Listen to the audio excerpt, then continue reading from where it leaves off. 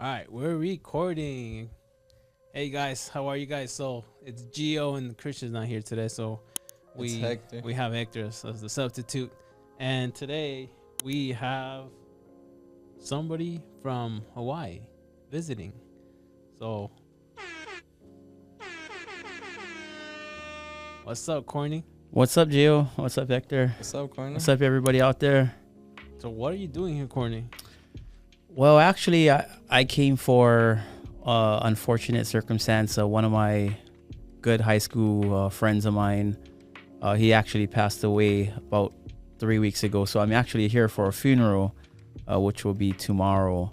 But since I'm here in Vegas, why not just make the most of it, right? So That's right. contacted you and contacted some other folks and try to see how I can make the best use of time. Perfect. Yeah. Perfect. Awesome. Is that something that, for example, before we get into that, like, tell us, what do you do? So I guess what I tell people is that now I just primarily develop homes, do brand new builds from the ground up. My career started in the real estate investing journey in 2014 as doing fix and flips. Okay. And so from 2014 to 2021 was primarily fix and flips. Then from 2021 to present, it's been primarily just brand new builds. But over the last month, I've gone back to doing a little fix and flips. And we can talk about that now or later on. And it was to help out others. And that's the only reason why I bought 4 properties in the last month. Okay. was to show people and to teach people in Hawaii that wanted to learn instead of just showing them through theory or through a computer screen. Mm-hmm. I wanted to actually buy property so that we could walk through it and go through it in a live scenario. Okay. So that's the only reason I bought some properties in the last month, was to try and help and inspire others and to show people what I've been doing and the way forward. Right, but they make sense, right? They make sense for sure. You Yeah. just didn't buy them to buy them. No, it made sense. And I'd been turning away properties for the last 3+ years, Okay. just because I wanted to hone in on the new build process and was just building that conveyor belt and trying to improve on it from every project and projecting out also forward too. So I was turning away and passing off a lot of the fix and flip stuff. Okay. Over the 3 years. So I was still getting referrals and getting leads. But it was just a personal decision on, I'll just focus on one thing and get really good or great at it. And when the time comes and later, I can always go back to it. Yeah. So, so I bought 4 in the last month. Nice. And I think I may have bought too many, but yeah, we'll make it work for sure. So I want to mention this because when I met you, you told me you were still working, right? Mhm. You were working a full-time job, and then on top of that, you had I think 2 fix and flips or 3 fix and flips at the same time. It could have been, yeah. I had actually, the most I did was 7 fix and flips while still having a full-time job. So it was probably somewhere in between there for sure. So I admire that from you because we had when we met, we had 2 fix and flips, and it was a full-time job for us. So you were managing, I think it was 2 or more than 2, and a full-time job. And a full-time job, So correct. I was talking to Christian about it, hey, you need to meet this guy. We complain about not having time, and I think I mentioned your story. This guy's working a full-time job, and he has 3 flips managing by himself. Remember, you were doing it by yourself, right? Yep. So I think we met at Avengers. Avengers, and that was in Atlanta, I think it was. Yeah, 2022, 2021, Yeah. something like that. Mm-hmm. Yeah. So how do you manage that? So, I mean, there's no real right answer for it. I guess the thing is that for me, it was just, I have to get it done. But over the years, I've sort of learned how to be a little bit more efficient on the job. Mm-hmm. And what that means is, part of it is how to pay contractors to make sure that I'm not having to manage them 100% of the time, or how I pay the contractors also will dictate how fast or how slow these contractors will work. And so if you pay them in a certain fashion, then you'll get work done and you don't have to worry too much about it. But you still have to be involved. You still have to go to the job sites at least every like 3 or 4 times a week. Right. But you don't have to be there babysitting them all day long. Right. So if you pay them only according to work that's completed, then it's in their best interest to get work done as soon as possible. Right. So I don't pay anybody. None of my contractors get paid anything up front. No deposits, none of that. If they want to deposit, if that's their business model, then either they have to make an exception for me if they want to do business together, or I just have to move on to somebody else. And that's the end of that conversation pretty much. Oh, wow. So it does take a lot of time up front to find these contractors or different people in the industry that will want to work with me as an investor, because I have to make sure that I'm not only protecting my money, but also protecting anybody else's money that may be part of the deal. Right. I have a certain fashion that I do things by, and it may not be the easiest route to go about finding people wanting to work with you, but to me, it's in the long run, it will pay off, because if you put up the work up front, then it'll pay back in return in the long run. So I would go to Home Depot every morning, literally. So I used to start work about a year ago, September 2023, I left my full-time job. Yeah. So now I'm not, I retired to have another an investor career, right? Full-time job, yeah. And but when I was working my full-time job, I started work at 6:30 a.m. Okay. So I would be at Home Depot about 4:50 to 5 o'clock every morning I did it for maybe about 9 months straight. The thought process behind that was that if I'm finding contractors at Home Depot at 5 in the morning, then they're going to have their materials selected by 6 a.m. It's going to be loaded in their vehicle by 7, which means they're probably going to be on your job site by 8, and work is going to get started right after that. Right. So you'll get a full day worth of work if you're finding your contractors there early in the day. But if you're trying to find contractors and you're finding them at Home Depot at 9 a.m., then they're not going to be at your job site till 11, 12. Yeah. And then what happens after they unload everything is lunch break. It's lunchtime. Yeah. So you'll get 3 hours worth of work, right? So that was one already filter for me to work with contractors, was finding these contractors that are there early enough to give me an indicator whether they're going to be on the job site early. Yeah. And then with that, then it was just taking photos, taking videos. So all their company trucks, their t-shirts. I mean, I probably looked like a paparazzi person that's going after a celebrity or something, but yeah. I would just take photos, take videos of whoever's there at 5 a.m., 5:15 at the latest, and then I'll make those phone calls later on throughout the day or in the afternoon or on the weekends, and just see if that conversation would lead to an actual meeting. And then with that meeting, then we'll see if it would be a good fit. But a lot of times 95% of the contractors want a deposit up front. Yeah. So that would be totally eliminate them right out the get-go, is that if they want a deposit, then I'm not willing to put that at risk. And my thought process on that is, on a fix and flip, especially on a fix and flip or anything that needs renovation, the first thing they're going to do in any project is demo. Right. So demo requires no money on their behalf, on their part. All it requires is sweat equity on their part. Yeah. So if they are a legitimate contractor, they should have saws, they should have pry bars, they should have sledgehammers. They shouldn't need any money for them to start demo. So if they're already not even willing to go by that and they're requiring a deposit, then most times, not all the time, but I would say a big majority of the time, they're utilizing your deposit to finish the last job that they're on. Right. Because the money's already spent. Okay. And so, hey, that makes sense. Right. So you give them your deposit, whatever it is, 25%, 50%, and they'll tell you they're going to show up Monday in the next week. Monday comes, no one's there. The guys are not there because they're still trying to finish up the last job. The previous one.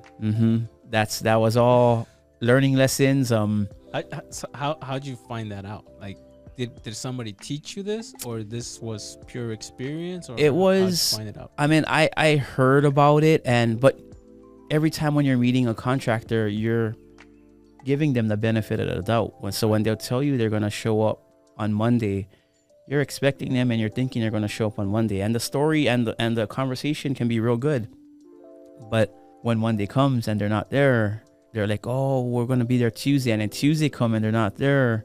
Then it's like, okay, now what's really going on? So after the first couple contractors that worked out like that, then it was, okay, we need to make adjustments, and I need to make an adjustment on how we do things. And because it's only going to hinder me moving forward. And especially working a full-time job, like I can't be there with them all day or to see when they show up or when they leave, or so I had to just look back at it and say like, hey, I can't pay these guys anything up front, because if not, and I've heard the stories about everyone getting taken advantage of. Right. And on the contractors' defense too, like I've heard investors or retail homeowners or just homeowners in general that don't pay contractors too. Mm-hmm. So I can see their defense as well too, and I can see their side of the story too. So it was like, okay, how can we make this work? So it would be doing demo, and I'll pay them a small portion on demo, and that should carry them on to at least doing the next part of the job.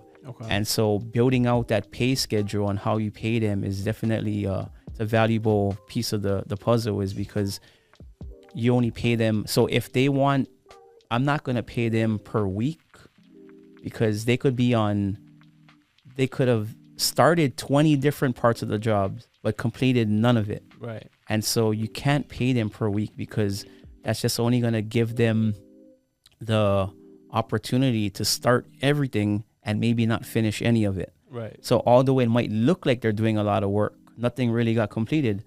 Yeah. So you got to make sure that you pay them only accordingly to how they complete work. Smart. Mm-hmm. Then that way it incentivizes them to do it quicker, get it done, and make sure that they don't get called back. Or so you want to make sure you hold a big portion of your total budget for punch list after final walkthrough as well too. So I would utilize a third-party inspector. So here's another little trick or tactic that I learned over the years, was paying a third-party inspector, a regular home inspector, right, and paying them their $300. So because they will charge you a lot less if you're doing it on volume and they're not having to do a full report. Right. They'll charge you a couple $100 to do an inspection. Cheaper. So I'll utilize that inspection as my final walkthrough. And so I'm not the bad person per se that's putting blue tape on every single part of the home. I'm utilizing another person who is the bad guy in the situation. Yeah. So it's not an argument with me and the contractor. It's like, hey, this report was generated. We have to fix these things, because what's going to happen is when we put it on the market, an inspector is going to come in anyway, and they're going to call out the same exact thing. So we might as well fix it now. And that's how I would utilize that inspection, was to get all that final work and punch list items completed. That's smart. Mm-hmm. Then utilize that inspector as the bad guy. Nice. Right. So you're not having that disagreement with them, and you're not nitpicking on every little thing on them. It's not you. It's not you. Inspector. Mm-hmm. And then they can come back and like, oh, this guy's just. They can get mad at the inspector. Yeah. Yeah. Like, oh, this inspector. Yeah. Okay. Right. Makes sense. So you put like a target on the inspector's back, basically. Yeah, but I let the inspectors know too. So they're perfectly fine with it, because they're either gonna do it now when I call them, or they're gonna end up doing the inspection later when the end buyer is coming in, right? Yeah. So they didn't have any problem with it, and so as long as the inspector doesn't have a problem, and you kind of keep that relationship with your contractor good by utilizing that, then I think it's a win-win in all over. That's nice. That's really smart. So, and then it utilizes your time, because you don't have to go there and nitpick on anything, right? Right. So, and another thing I just want to touch on that, is that when you put blue tape or whatever, green tape all over the place, if you don't have it listed down, say you put 40 pieces of tape all over the home, you come back, all of it's gone. You don't know, you don't even remember yourself those 40 different items that needed to be repaired. Yeah, exactly. So somebody could have just literally took it off. It could have fell off on the ground or whatever it is. And are you going to go and walk through everything again on your own? Or so when the inspector does it, he'll generate like a simplified report, a summary. Yeah. And all we're doing is putting the summary on there. And so now you can go back to it, you can itemize it, you can cross out whatever numbers is. And so it's a lot easier with that for that process. Smart. Mm-hmm. Smart. So back to the question, like you said 90% of these contractors want a deposit. Mm-hmm. How many, like approximately, how many contractors did you have to talk to get to that 10% that you probably hire? I probably talked to about 100, 150, somewhere in that range. Mm-hmm. So 10% of them, so you get probably maybe not even. 10. I mean, if it's probably a smaller amount, then I mean it's probably I mean I guess it's about 10%, somewhere in that range. And then out of that 10%, I mean the numbers just don't work. They want more. They want retail costs, and so out of that 10%, then it'll get shrunken down to 2%. Yeah. Okay. Wow. 2 to 3%. So how long did this take you? How long going into Home Depot and so the one thing that I tell people is you're always finding contractors and you're always raising capital, right? Those are the two things that will never go away.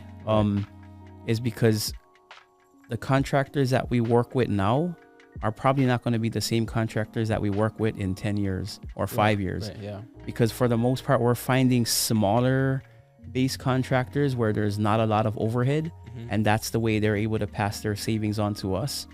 But at a certain point, you give them enough jobs, they develop their own referrals, and they start taking more retail jobs and moving on to more profitable jobs in their part. Right. So those relationships literally last maybe 3 to 4 years, and then it starts to taper off because now they're a lot more busy and so more expensive. More They expensive. raise their prices. Mm-hmm. Yeah. So yeah, it's kind of like a 3-year, 2 to 4 year cycle. Then so you always got to be making connections with contractors. Going into Home Depot still yet. I meant you need a tile guy, like go into Home Depot and look for somebody that's loading up 20 bags of tin set. And I didn't know that.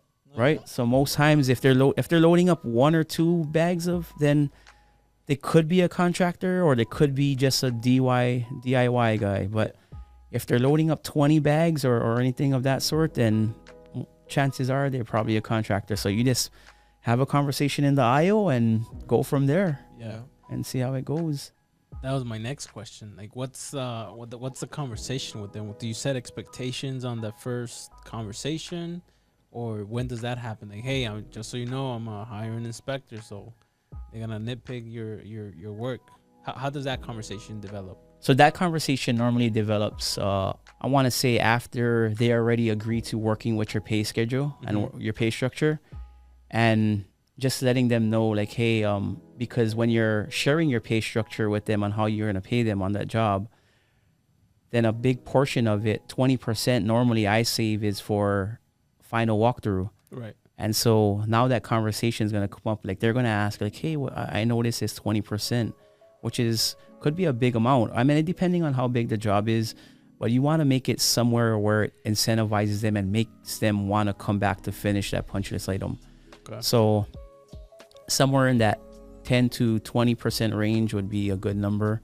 And so they're going to see that number and they're going to ask that question like, hey, I noticed that there is this 10 to 20% here on the back end after final walkthrough. What is this in reference to? And that's when you have that conversation like, hey, so normally at the end of the project, I'm going to have a third party inspector that comes in and identifies all the things that we need to either repair or fix before we put it on the market. And so what we want to do is we want to ensure that when we're putting a product on the market that we're getting very little or not any items that are called during the home inspection for the end buyer. So what that does is it's going to only help our reputation because people are going to know us as having a good product out there, right, where there's little things to get fixed. Because if you think of it too, that a home buyer, if their inspector calls out 20 different items, and it could be minor, it could be 20 minor items, but a home inspector or the buyer is in their mind thinking that I don't want to have them fix 20 items because they might not accept my offer or they might reject it. And so, but they want the home, right? So before even getting into that situation and getting to that scenario, I want to make sure that we fix almost everything completely before we even put the home on the market. Okay. So that's I guess the thought process behind of why I rather do it up front also, instead of waiting for a inspector or end buyer inspector to end up finding it. Yeah. And it only sets the reputation for agents and everybody that ends up showing the home or going into contract, and they have a good experience because there's very little things that are identified. And so they would spread their word at their brokerages, at their office, and then the word just moves on. And that's how we end up getting a lot of deals also, is just through referrals. Yeah. Mm-hmm. So you put a lot of emphasis on reputation, right? Exactly. Yeah, reputation is everything. For me, it is. So reputation on all my businesses is like, my reputation is everything. I prefer to lose money than lose reputation. Absolutely, 100% agree. So now, how do other agents identify your properties? Because I know some flippers here in Vegas, like they use like a specific color scheme, like white house, black trim, yellow door. Do you have anything like that? No, I don't have any. I don't use the same color scheme, I guess you could say, on all my projects. But I guess Hawaii is a very small market as well too. Yeah. And so the word gets around, your reputation gets around, how you conduct yourself, how you do business gets around. And so people will just start calling and asking me if I have anything coming up on the market, or or if I'm looking to buy any more properties, they have one I think if you, like you said, if you do right by everybody, then people will start to respect that and to start bringing you more business, and everybody wins at that point. Nice. So yeah, like I've gone definitely beyond my responsibilities on ensuring that properties are taken care of, where I've paid $30,000 to do a fix or to do a repair that I had no responsibility of, but just to ensure that the buyers, these are first-time home buyers, they had young kids, they were just moving in, and they experienced something that they thought it was my fault, but it was none of my responsibility. I had numerous attorneys that were backing me on this, and but in the end, doing the right thing is what's most important. So I gave them $30,000 in money, and so that they could go and fix that. And I just felt bad once I found out what was happening and their situation, and they were having to. It was a sewer line. Right. And so they were having to take a shower outside, and because it was backing up inside the home, and so they were using their water hose to take a shower. And so I felt very bad because they had young kids, and I envisioned my young kids and my family being in that situation, and I was like, no, we'll just make it right. So going to this meeting or this arbitration meeting, in my mind, I was like 100% convinced that I was not going to pay anything. I was going to stand my ground, and we'll let it go from there, because I already had the backing of the attorneys and numerous attorneys. Right. And so I was confident in winning if we ended up going, pursuing further. But meeting them in person, meeting with the arbitrators and hearing their story and realizing what they were going through, it was like, no, I can't let that happen. So from going to that meeting thinking that I'm not going to give up any money, to leaving that meeting. And so they were requesting $25,000. So they were requesting $25,000, and I was going to fight that all the way going to that meeting. But in the end, I actually gave them $30,000. So I gave them more money than they were actually asking for, but I knew it was the right thing to do. Yeah. I knew it was the right thing to do. So the arbitrators were crying. I mean, I was on the verge of like tear. Like it was a great moment. I mean, a happy moment, and it was something to learn from as well too. Yeah. Yeah, no, definitely. Yeah. Because like you said, reputation for me is key. And I think a lot of people getting into this industry, they may have a little short-sighted thinking, and so they're only thinking and chasing the money now, but they're making the decisions based on that. So they're not realizing that their actions are actually hurting them for the long run if they're looking for it in the long run. So in all, yeah, reputation for me is what's going to get you, to your 10-year goal or to your 20-year goal. And if you are willing to risk that to make money on one project, then I don't know how well it's going to go for in the long run. Yeah, no, for sure. Yeah, there's a lot of people that start and their short career, 1-2 years, and they're out. Absolutely. Yeah, no, I get it. Yeah, so I'm assuming you were a project manager in your previous job? No, I was actually I was a crane mechanic, and then so I would fix those big cranes for the federal government. Okay. Then I was a crane inspector. Okay. For the federal government, but I was always, I don't know if I think my mom kind of molded an entrepreneur in me without really knowing it. Mm-hmm. But she did it to keep me off the streets, I guess you could say. Okay. And so she would do things. So my parents were divorced when I was young, and I didn't have a curfew from maybe second grade. Like I used to catch the city bus home 8 miles away, like at second grade, like by myself. Wow. And I would get home 8, 9, 10 o'clock on school nights. Wow. And so what were you doing, Courtney? Yeah, I mean it was fun times for sure, but I think it helped mold me as well too. Okay. So then I think I was in the 5th grade, maybe 6th grade, where my mom ended up buying arcade games, like the full-size arcade games for me and my sister, right, just to keep us occupied, because she was working, trying to make money to keep our home and so forth. Mm-hmm. So she bought us the full-size arcade games. I don't know how many thousands it cost back then, but then we would have the neighborhood kids come, and we had the key to the machine to like push a button to give credits. Yeah. So we would take their money and then we would push the credits. Yeah. So that was our spending money. Like me and my sister's money for the ice cream truck that comes by, or like that was our money. The streets. Yeah. Mm-hmm. And then later in intermediate, she brought home some lollipops that she bought from her coworkers. Okay. And it has a little seed in it, and it was a very big thing in Hawaii. And so I asked my mom to teach me how to make it. Yeah.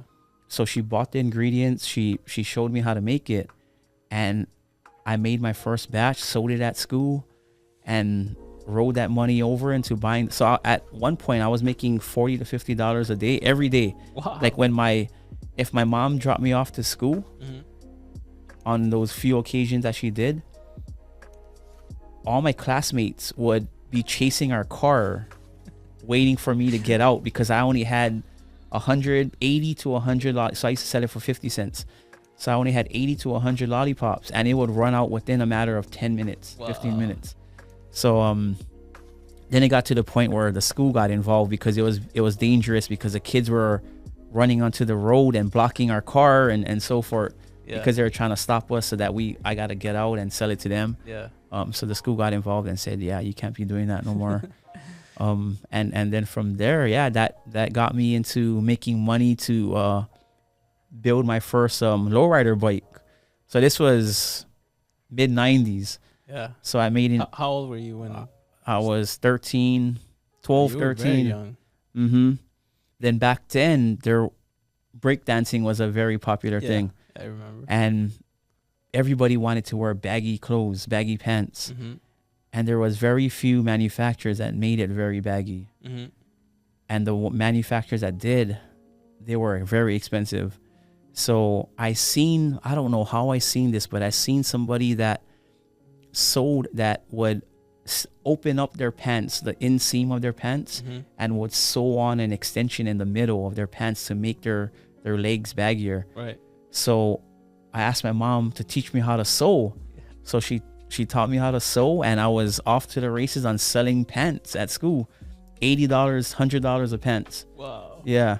So I mean, I don't know how good it was sewn, but I mean, I'm sure it lasts 10 to 20 washes at least. I mean, I don't know if it lasted, how long it lasts, but Yeah. so I was selling pants, and so she kind of helped me, I think, plant that seed of being an entrepreneur. And I was always somewhat of a competitive person, like growing up in sports, especially because I was pretty much raised by myself, kind of raised myself in a sense. Right. So I was always playing sports after school. Okay. And because I didn't have a curfew, so I was like this out on the, like, I was good in school for sure. I would do my homework. I would always be ranked first, second, or third in class. But after school, it would be like 100% into sports, whatever it is, basketball, football, baseball, whatever it was. Yeah. And archery. And so it made me very competitive and to utilize, I think, strategy in doing anything. So I think that all transitioned over into being an entrepreneur. And I was like, okay, how can I strategize to be a little more efficient or gain that little edge on whatever I'm trying to do, or to plan ahead, because I can envision, I can see what's going to happen, and not in the market, but I can see like, okay, this is going to become a trend and a fad, but it's only going to last so many years. So I have to be able to pivot before we hit that cycle or hit that bottom. Right. And so I think that's what helped me become somewhat of an entrepreneur, I guess you could say. Yeah. And yeah, it's been a great ride for sure. Yeah. Mm-hmm. So when did you start dabbling into real estate? Dabbling, I guess I bought my first property as a primary residence in 2003. Okay. And it was a foreclosure. It was a townhome, but it was a primary residence. I didn't even think about investing.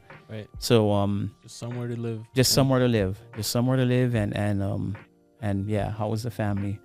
And in 2005, maybe 2006, there was a show called Flip This House. Yeah. And for anybody that's not never heard of that or never seen it, it was, I think it was 3 different companies, one in Connecticut, one in San Diego, and one in, I want to say, Alabama. This TV show, it was on A&E TV. So there was no, I don't even know if there was HGTV back then. No, probably not. Yeah, so it was on A&E TV. And they would follow these 3 companies, and they were into flipping homes. Okay. And I don't know for why, but it intrigued me, and I would watch every episode of it. And then in 2007, I believe, I told my wife, hey, what if we sell our townhome, we fix it up, and we do what they're doing on TV? Yeah. So thinking that I can do everything in the home, yeah, I pretty much did. And I think it took me 8 months. Literally, when I go all in on something, like, I go all in. Yeah. So Yeah. I think in 8 months, I probably took a break for maybe 2 days. Every other day was working on the home and just trying to learn. I was at Home Depot 3 times a day, at Lowe's 2 times a day. You miss all those small little things. You think you got it. You go home, you don't have everything. Yeah, that always happens. Then you start to make friends with other workers. They're like, oh, you again? What are you looking for today? And so, yeah. But then we sold our place. We made about $200,000 profit. Nice. Mm-hmm. And now being in my mid-20s with that much money comes stupid decisions on spending that money on, of course, liabilities, right? What we would consider liabilities now. So what you spend it on? I was changing cars like people change their clothes. So I was at least every year I was buying a new car, and I would fix it up, spend a lot of money on that, and get tired of it, then sell it. Wow. And just like dump it like at a cheap price, and buy the next car At a loss? Oh, I definitely at a loss. Yeah. Definitely at a loss. I would say 20 to 30 grand per car at a loss. Wow. Yeah. Mm-hmm. So wait, but were you still doing real estate at the same time? No. There was just that one time? There was just that one time at that point. And then when the money started, so I ended up moving. So we rented a we had all this money, but we didn't have a place to stay. And You- now you were not renting? thinking that I still need to buy somewhere else now that I sold my home. Right. So we were renting. Mhm. We were renting a big place, way too big for what we needed. Right. And so we were dumping money into that, into rent, then buying the cars and buying all kind of other toys, and it was just crazy. And then so as the money started to deplete, then it was like, oh shit, now what we gonna do? Yeah. So so I moved back with my my mom. Mhm. And so my family moved back with my mom, and we were with my mom. And then I still had a toy, which was a boat. At this point, I was buying boats and stuff. And so one day I went fishing, and I was at the boat harbor, and I seen another boat, kind of like a car. You see the same model car, vehicle, but they have theirs one fixed up, totally fixed up. Yeah, And I pinpoint. still had that little, I don't know, that little thing in me. It's like, oh, I want my boat to look like that. Yeah. So I went home, literally went home from fishing that afternoon, took a saw and chopped the floor of my boat in half. Wow. And I was like, well, now I gotta fix it. So now I'm gonna make it like that. So yeah, so it's kind of, yeah. How old were you? At this point, I was this was 2012. Okay. This was 2012. So I was in my early 30s at that point now. Okay. And you had a job, right? I had a job. Yeah. Doing the crane. Doing the cranes. Yes. Okay. Okay. Yeah. So every day after work, 14 months, every day. I think I took maybe 10 days off in 14 months. Like that's the level of, I don't know, Commitment. or yeah, stupidness or whatever, stupidity or I call but, it commitment. yeah. So Thanksgiving, it would be eat food, watch a little football, go to the boat, work on the boat. Christmas was open presents with the kids, spend a little time, play with the new toys, go work on the boat. That was day in, day out. Yeah. For 14 months. And I didn't know how to do any boat work. Like this was like, I cut the floor out on the boat and had to learn from YouTube and just learn from whoever was willing to share any advice. Yeah. I had no idea, but I knew I was going to get it done. Mm-hmm. So now in 2013, I'm still working on the boat, rebuilt. So I'm in the boat every day. I have a radio in there, just listening to the radio. Mm-hmm. Then I hear a little commercial come on the radio, and it goes something like, hey, we're coming to Hawaii. My team is looking for a few motivated individuals to get started in real estate, and would love to teach you guys how to invest in real estate with little to no money. And if you guys want to come to a free 2-hour workshop, sign up here or whatever it is, or go to this website. And it would be on the radio every 10 minutes on every station, no matter what station you turned it to. Yeah. It would be on the radio. Okay. So I'm thinking, okay, shit, I remember we made money back in 2007 when we sold our home, and I think this might be a way. I know it works. But then I thought about it. I was like, no, but in 2007, it was the market that created that profit. So is it going to work now? So then I was thinking to myself, okay, if I go to this free 2-hour event, I'm probably going to get excited, and my boat is never going to get done because I'm going to jump all into that. Yes, yes. So I was like, screw it. Okay, I'm not going to go to it. So I had to just listen to it every 10 minutes. Every 10 minutes. And I don't even know if there was Bluetooth back then. There might, I don't even know. So it was on the radio, FM radio, every station. And it was one of these 3 companies that were on Flip This House. Okay. So it kind of put the picture of what I used to watch to now, like, hey, I can do what they were doing on TV. And so 2013, I decided, okay, I'm not going to go to it because I know I'm going to end up doing it and my boat's never going to get done. Yeah. So 2014, I'm just about finishing my boat and just about ready to be done with it. Then I was like, I heard it come back on the radio again. And I'm like, okay, great. I'm going to go to it now. But by that time, I started a little photo booth business. Okay. So photo booths were just getting its up and coming rise back then, especially in Hawaii. So I bought a photo booth so let me rewind. 2013, my daughter was born. My youngest child was born in May.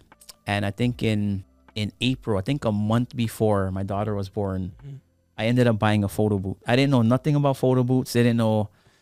We seen it at a event, at a party, at a wedding one day in Hawaii, and we liked it. We had fun. Me and my wife had fun taking photos. Everybody had fun taking photos. So I ended up buying one. I found a manufacturer in New York, and I bought one. They shipped it to Hawaii. Had no idea what I was doing. I'm not tech savvy at all.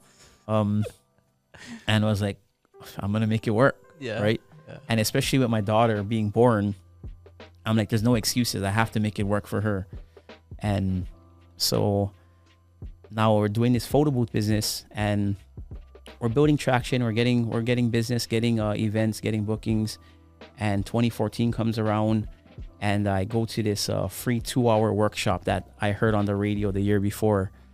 So I'm at the event, and I took off from work. I called in sick from work on Friday. Yeah. So yeah, if my bosses might, I don't know, maybe one of my older bosses watched this, but I called in sick and to go on Friday because I had a photo booth event scheduled for Saturday and Sunday.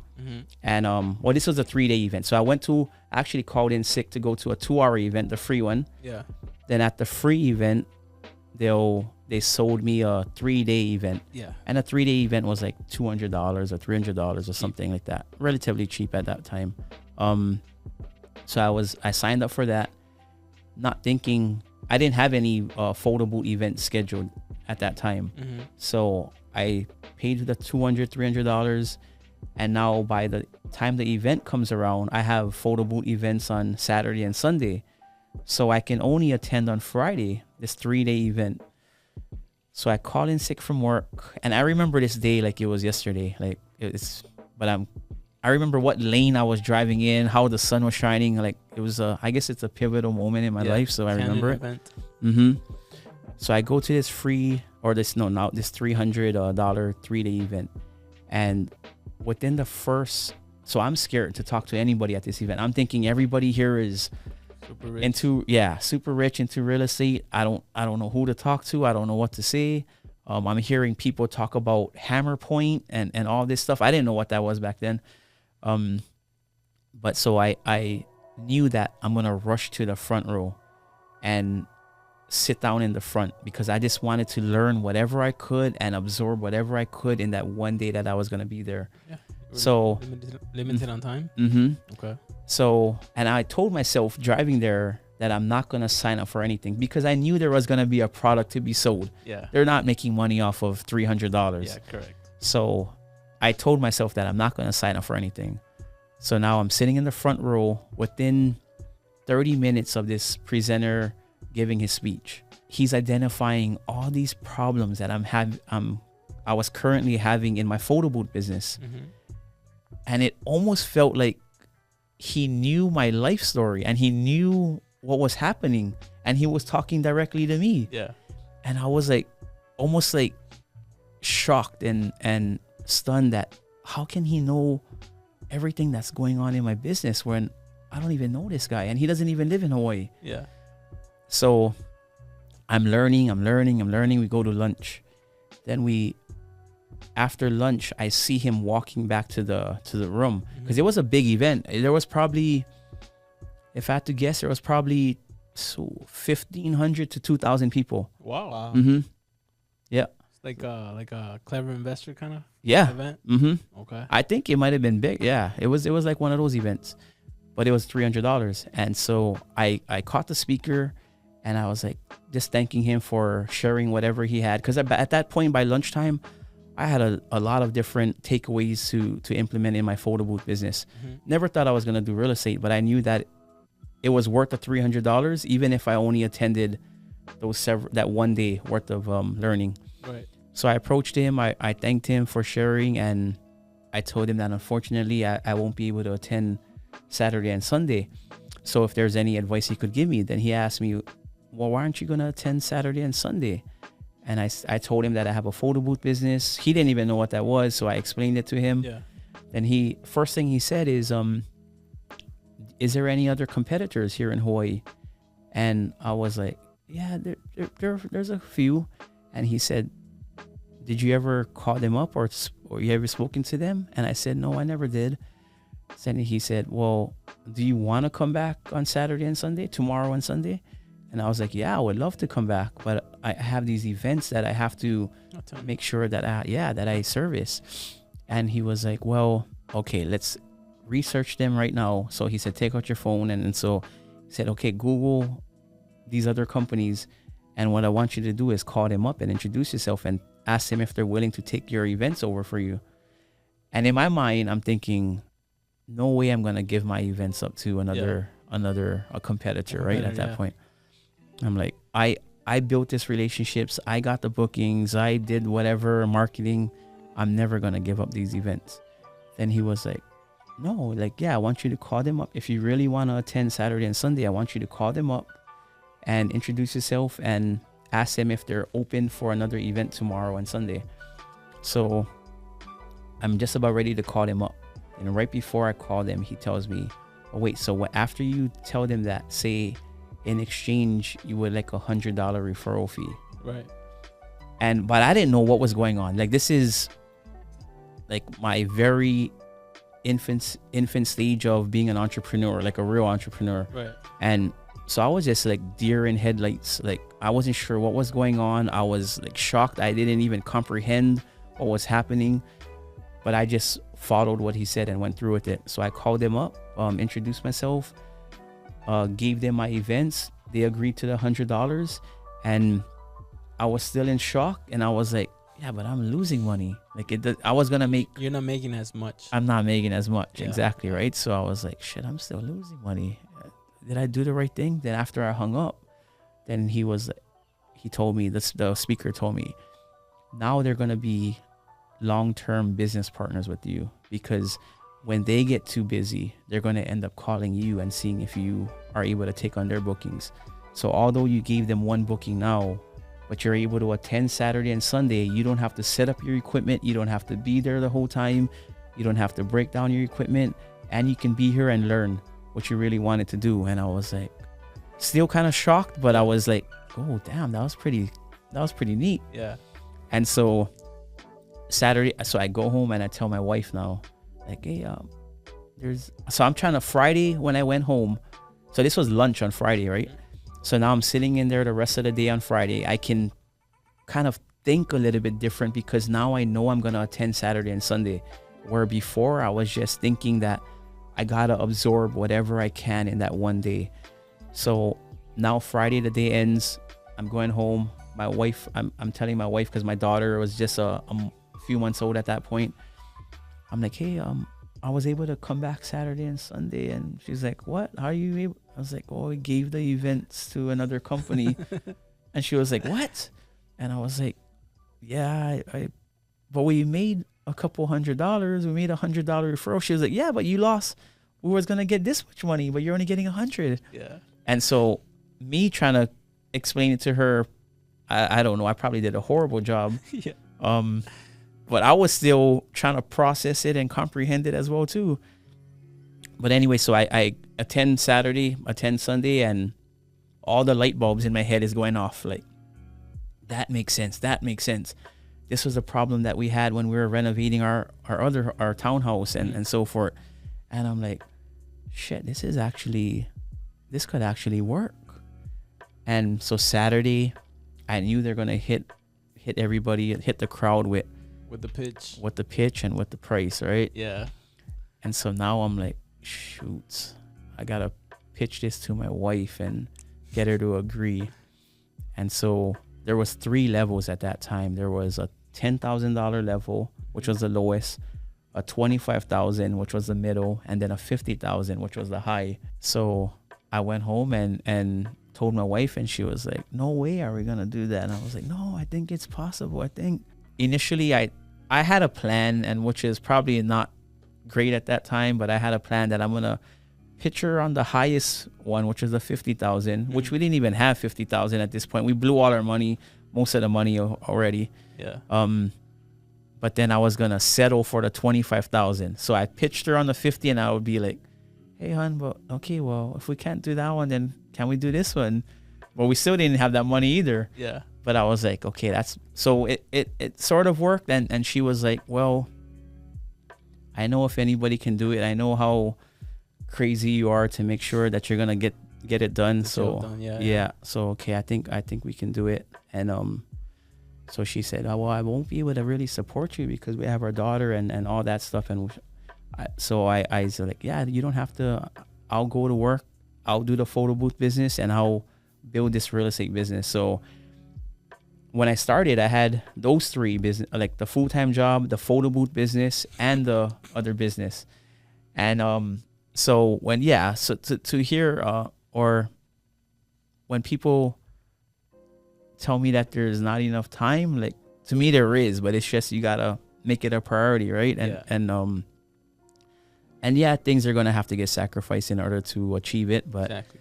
It's just, what do you want? Like, what are you gonna go after? Do you want the fun and everything now, or do you want to work hard, grind hard, and enjoy the fruits of your labor for years to come after that? So we ended up doing good in our real estate business, starting off, and just fortunate, and also having that mindset of, I knew that relationships are the key to this business. And so having that mindset, I didn't have money to spend on marketing anyway or anything in any way. So, but I knew that relationships were key and are forever going to be key. Did you know that, or somebody taught you that? Or where did you learn that? Because I didn't know. I did not know. It was more from, I guess I learned it, but more off of seeing other people and their success that they had, or anything that they were trying to accomplish. So I guess I could see it in a way like how people would just put on Instagram right now, like, hey, looking for a recommendation for a plumber, and 20 people, 30 people will put in a plumber's name.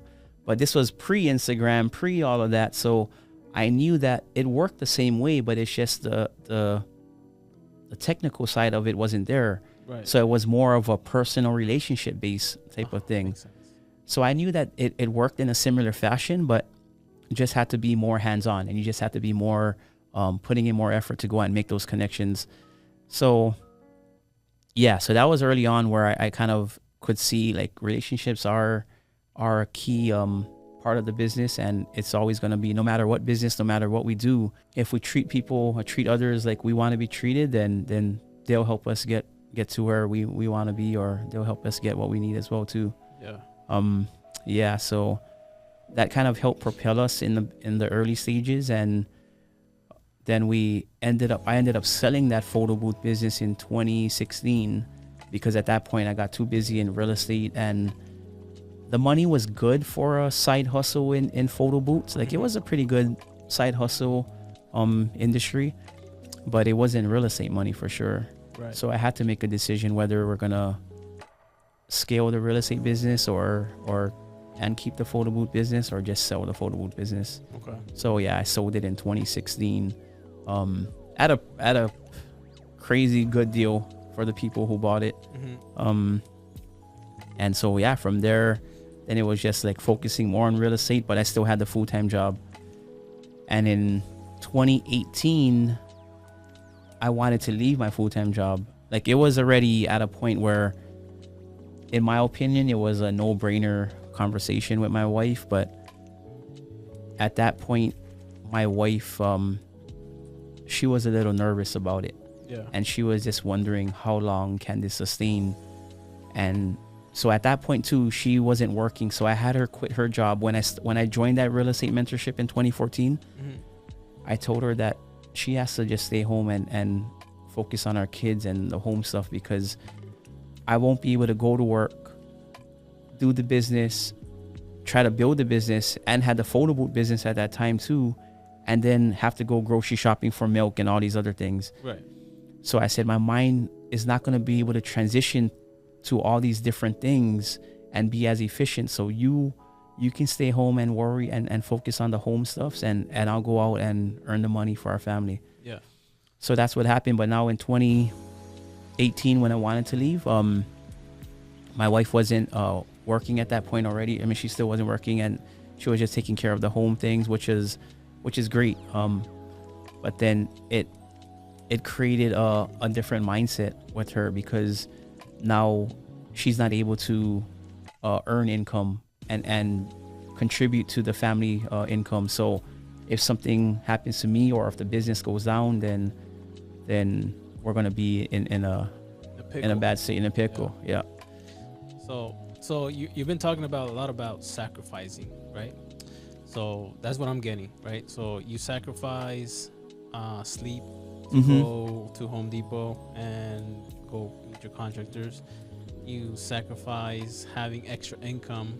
So when you referred that photo booth business to some other people, you sacrifice money to go into the real estate mentorship. How you sacrifice all, like, you going to grocery shopping and all that, hanging out with the kids and stuff, to focus on your businesses.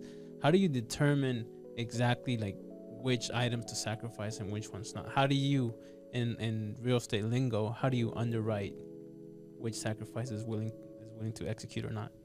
Yeah, so I mean, I guess there's no right answer, and whether I did the right thing or wrong thing, I mean, I don't really know. But at a certain point, I had to. In the beginning, it was sacrificing time to learn and just get the momentum started, and being out there, going to meetings and so forth. And so, like with that, I couldn't really bring the family along with me.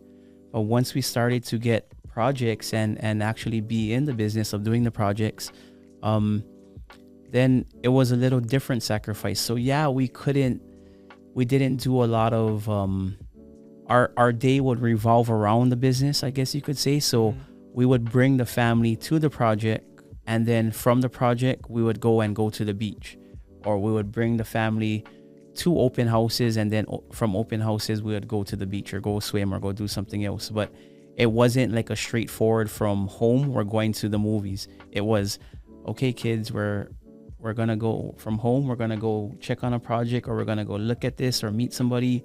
Then after we're done with that, then we're gonna go straight to the movies. Right. So it was a different type of sacrifice, but I had to figure out how to implement the family along with it. And because it's not a fun thing. Like for me, it's fun to go to homes and yeah, not but for kids. for the kids, for sure not. So it was like, okay, in order to bring them, because I wanted my wife to see what we were doing, like to see what was happening.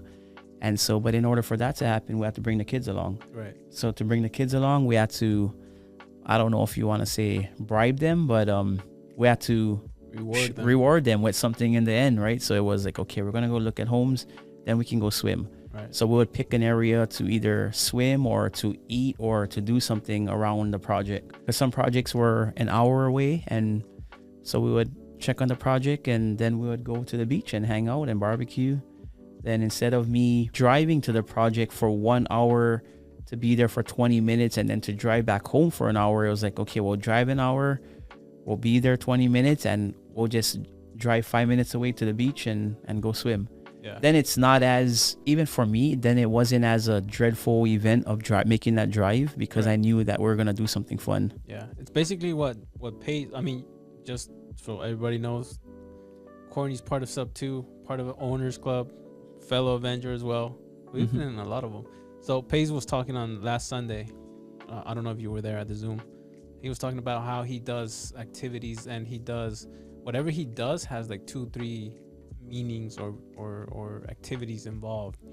Were you there on the Zoom? No, I didn't hear last week's one. So basically he was saying that anything he does has like 5 intentions to it. Like he does 5, but he was telling us you guys should do 2. Start with 2. So for example, you came to Vegas, and now we're doing that podcast. You went to another meetup. You went to In-N-Out. I saw that you went to In-N-Out. So you had your activity had 3 other intentions, 3 other results from that activity, the initial activity, right? Right. So that's what he was saying, right? So basically that's what you're doing, and that's efficient in a way, right? Correct. So then, and it made it fun for you. It made it fun for your kids. So that's how you, now I'm starting to realize that's how you do the efficiency. That's how you're able to do a lot of stuff. Correct. Right. So Mm-hmm. and then there's sacrifices involved as well. So right. So for everybody saying that there's not enough time, that's how you do it. Yeah, absolutely. Okay. So like then I would let my daughter, who's the youngest of my kids, so she would name the homes. Like I would give her some sort of ownership, I guess you could say, into the project. So she would name the home Banana House or Chicken House, or because there was a lot of chickens, or so then she could somewhat relate. So when I would say like, oh, daddy has to go to the chicken house, then she knows what I'm talking about. Or if I say, oh, daddy got to go to this house, Banana House, and she knows where I'm going and what I'm doing. So I would sort of give her that freedom to kind of be a part of it. Okay. So now she's at a point where like I wish I was more of a social media person, because she was doing home tours at 4 years old. Like, so she would walk through and the home, and it would be like a 20-minute video, and she would walk through the home and I would be filming her, but it was more for my enjoyment. It wasn't for no social media or anything like that. But now that I think of it, if I posted that back then, like, who knows what could have happened. But so she was doing tours and showing all the things we fixed and what was going on. And so now she plays like games. She doesn't really play, because I kind of kept my kids away from a lot of the, I don't want to say distractive games, but so she plays games that will, at this point, that are revolved around designing a home or building a home. So she knows all the different types of roofs. She knows all the different types of windows. And it's just from her playing these games that and her being involved and somewhat being involved in the business. So I think it was a great thing, I guess, in that sense. But yeah, there was sacrifices definitely of family time, of fun time. It, to me, was looking at the bigger picture of down the road, where I want to put them in a position where that they can be more free to do what they want to do. Mm-hmm. So I'm not going to force them to be into real estate. Like my oldest son, he's 24. He works at Boeing in Seattle. Okay. And my middle son, who's 21, he's going to pilot school right now, aviation pilot school. Okay. So, but they'll come around later, and when they're more interested in real estate down the road. Yeah. And so I'm not going to force them. And my daughter wants to be a veterinarian right now, but I mean, who knows what's going to happen, because I think she has the entrepreneur mind in her, and the decision making she has. So I think she might be the entrepreneur, but I'm not going to force it. But at least we're in a financial position to support them in how and for them to follow their dreams. So which I'm forever grateful for. Yeah. Mm-hmm. So that brings me to my next question. I like to ask this question: why are you doing what you're doing? What's the motivator behind all this? So for me, I think that your why changes over time. And I think as you have your initial why, and so my initial why was just to be able to buy another home in Hawaii. Mm-hmm. So at that point, after I sold our first townhouse and spent all that money, the pricing of Hawaii was going up like really fast. Yeah. And so I knew that, like, okay, we needed to be financially stable to buy a home. So that was my initial why, just to support my family, to put a roof over our head, and to have a place to call home. This was in your 20s? This was in my early 30s at this point. Okay. This was in my early 30s. And after that, once we achieved that, then it was like, okay, now there's a different why. So then it was about building a legacy for the kids and providing a lot more for the kids than just a home over their head now. Okay. So now we achieved that, then it was working. So it was kind of like milestones that I had, but in my, like, deep inside, it was always my kids that was driving me, like, to know, like, I need to be there and even though I wasn't there to provide time for them at that point, but I knew that I wanted to provide financially for them, which will probably give us time down the road, because then they can make decisions. So my goal is to have them where they're not even worried about money themselves as well too. And then we can do unlimited family vacations and spend the time and whatever it is. But so that was kind of planning out further forward, was if I can put them in a financial position for them to have to be financially independent, then we can go on all these trips. They don't have to answer to a boss. They don't have to put in leave, or they don't have to call in sick or whatever I did. Yeah, that I did, right? To it, yeah. So but I knew that sacrifice was going to be up front in order for the long run. But now at this point, like, my why is just trying to help out other people too. So I started a little on my own meetup group, and because people have been wanting to learn for years from me. I had a full-time job, I had the business I had to do, I had the family to take care of, so I really didn't have the time I could dedicate to everybody else to give back and to help. And especially on a one-on-one basis, it's very hard, because one 5-minute question, like we all know in real estate, is going to turn into a 3-hour conversation. Yeah.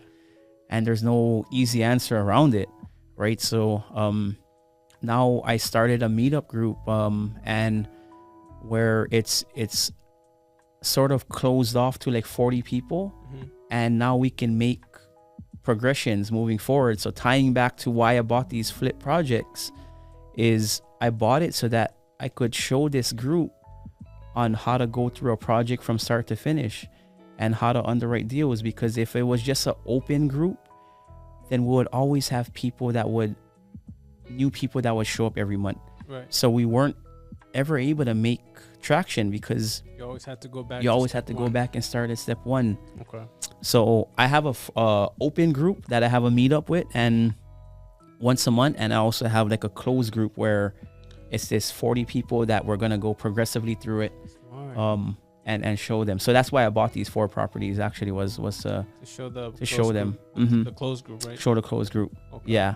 But we'll still have open meetups there. But that open meetup group is the questions can range from anywhere, right? So from all different experience levels. So the closed group is more of a structured kind of process, but it's free. So it's free. I don't charge nothing for it. Like, yeah. So I bought these 4 projects and just want to be able to give back and share now and help others and do this closed group, because now I can kind of share with 40 students or 40 people, not even students, but 40 other people at once, instead of doing it on a one-on-one basis. Okay. That's smart. I'm going to steal that from you. Yeah, for sure. Because we always go on the Zooms. We always go to how do you get leads? Like, whoa, we already went through this last week. Exactly. So that we don't progress. So then those most experienced, we lose them. Exactly. This is too beginner for me. So they go somewhere else. Right. So why did I not? So I'm gonna steal that from you with your permission. Oh yeah, for sure. Yeah. I mean, it's not stealing. Yeah, we're just sharing, right? Yeah, for sure. Yeah. So you have any questions, Hector? Wow. I mean, everything you've asked is what I also got in mind, the sacrifices, all the, the strategies to not get, where you got to pay up front to the contractors. You don't have to do that.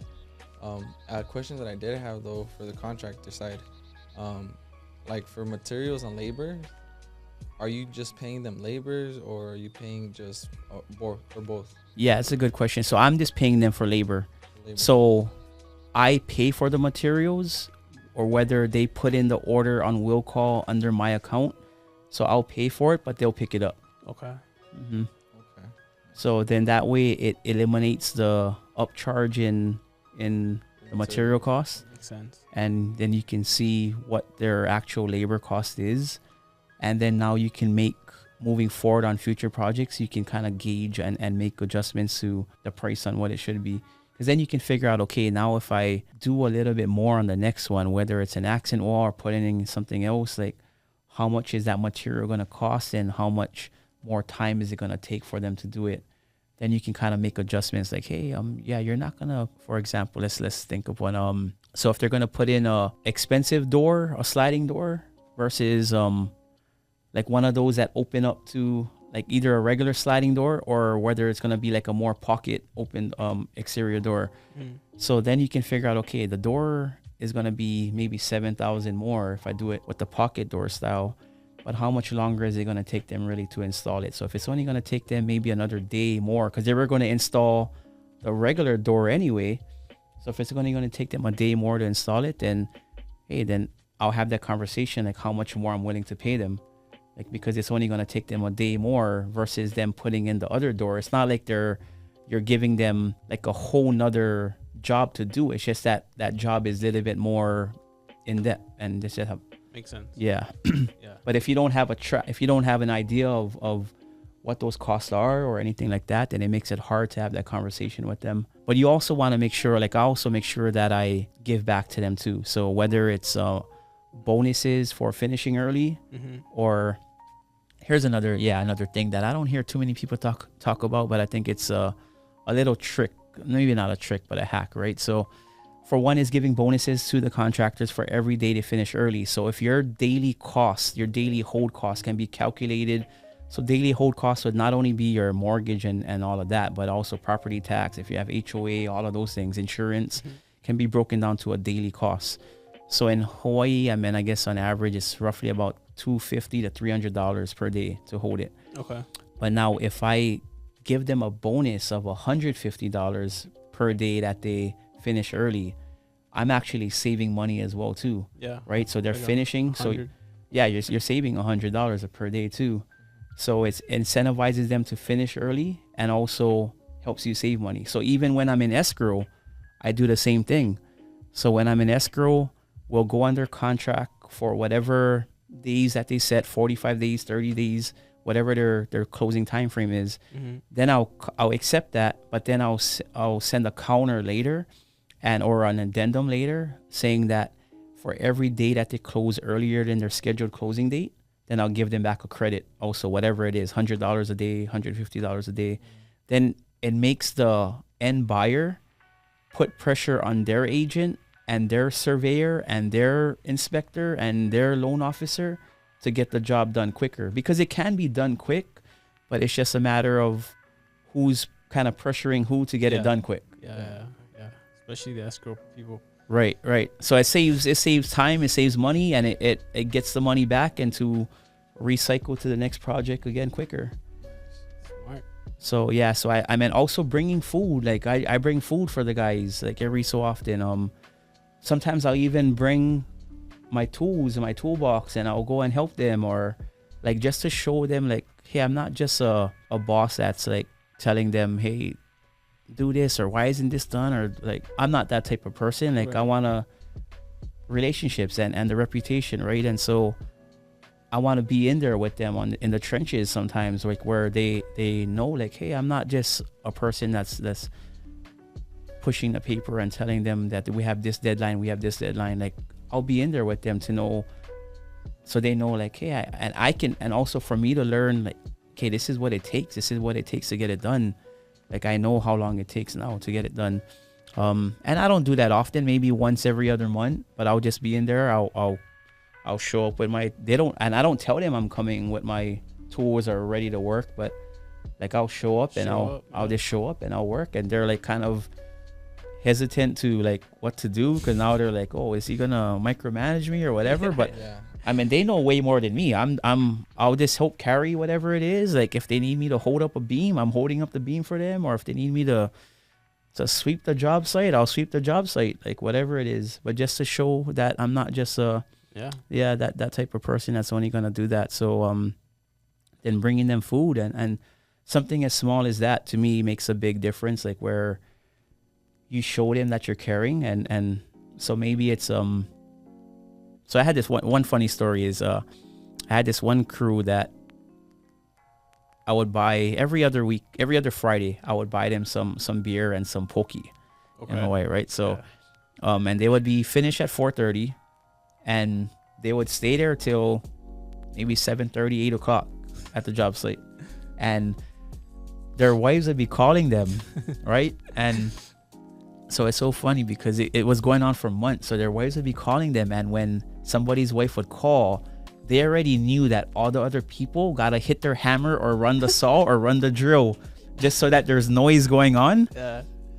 And then finally, maybe after a couple months, one of the other, I don't know why he did it, but one of the other coworkers ended up doing Facebook Live while that was happening. And it kind of ruined their whole plan up after that. But yeah, they would just be there drinking or talking story or whatever. And every time their wife would call, that somebody got to whack the wood with the hammer. Hey, we're still working. Yeah, we're still working. Yeah. Oh, that's good. That's good that you build that relationship with your contractors. It builds a little bit of trust, and you trust them, they trust you. So, Absolutely. yeah, and you need that, because with project management, especially when you had your job, you don't have to micromanage or babysit them. So because there was trust already involved. So right, absolutely. That's one way to do it. Right, because even with county inspectors, most investors or most contractors maybe not fight with the inspectors, with the county inspectors, but definitely butt heads with each other, right? Yeah. Bump heads. And so I look at it different, where if you can be on the inspector's good side, where you're allowing them to call every little thing out, and you just bite your tongue and just fix it. But if you can build that relationship with them moving forward, then they can be an unlimited source of good contractors and bad contractors. So they can tell you what contractors who are good or which ones are bad. So if you need a plumber, you can call them up if you have that relationship, and they'll give you a good plumber, because they have to inspect all the jobs. So how do you get that relationship with the inspector? Is just not cutting corners and showing them that you're doing the right thing. So show up to the inspections, and although it's their job, but almost allowing them and verbally telling them like, hey, Mr. Inspector, like I just want to make sure, like, I'm the owner of this property. I want to make sure that we're putting out a good product. So feel free to call out whatever you see. And if I can just follow you so I can learn and make sure that my guys on the next job won't make the same mistake, then they see that, like, you're not trying to cut corners. You're not trying to hide anything, that you want to learn and get better for your next job. Right. Then as more jobs go forward and you do the same thing, then they're going to be like, oh, this guy really cares and he's really trying to do the right thing. Yeah. You make their jobs easier. You make their jobs easier. Exactly. And down the road, then they're like, they'll share all these people with you, and they'll share. And because they know that you're trying to do the right thing, and they already have the reputation or the relationship with the other contractors as well too. So they'll give you good ones, or they'll tell you like, hey, yeah, maybe you should not use these guys moving forward because of this or that, or yeah, okay, makes sense. Smart. How did you write this down? Do you, like, you should start like a little, like I think it's from, I don't know, I'm in my sometimes I'll wake up in the middle of the night and I'll be dreaming of an idea and I'll wake up in the middle of the night and I'll like process it, whether it can be done or can't. And so the other thing I like to look at is like, how is everybody else earning their income, and how can you incentivize them to want to work with you by their income generating activity, or how can you make their job easier? So like another thing is like, for me, if a lot of my leads I get is from referrals, like I haven't spent on marketing in years. Nice. It's all just referrals already at this point. But if you're known as the investor that is going to try and ask for credit after credit after credit, and this agent has to go back to the seller and try and ask for these credits and over and over and over again, house after house after house, that agent's going to be like, shoots, this guy is too hard to work with. Like, I have to go with every single one. He agrees on a price and then he wants to ask for a $2,000, $5,000 credit. But if that's going to make or break the deal, then that wasn't a good deal to begin with.